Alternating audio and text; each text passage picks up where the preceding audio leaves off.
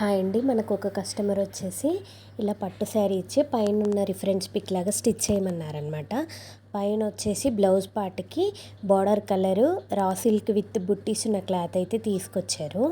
Lining ఇంకా లెహెంగాకి బ్లౌజ్కి lining కూడా వాళ్ళే తెచ్చారనమాట.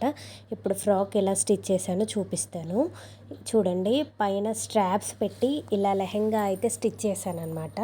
2-in-1 ఫ్రాక్ లాగా, బ్లౌజ్ లేకపోయినా ఫ్రాక్ వేసుకునేలాగా. అలాగే పాప చిన్నది కాబట్టి కింద ఫ్లిట్ అయితే వేసాను.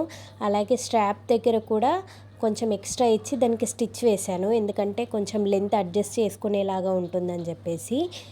ఫ్రాక్ అయితే ఇలా ఉంది. ఇప్పుడు బ్లౌజ్ వచ్చేసి సేమ్ మనకి పిక్చర్లో ఉన్నట్టు స్క్వేర్ నెక్ అయితే పెట్టేసి హ్యాండ్స్కి ఇలా ఫ్రిల్స్ అయితే ఇచ్చాను. వెనకాల సైడ్ ఓపెన్స్ ఏమి ఇవ్వలేదు బ్లౌజ్కి, కాబట్టి వెనకాల జిప్ ఇచ్చి పైన హుక్స్ ఇచ్చాను.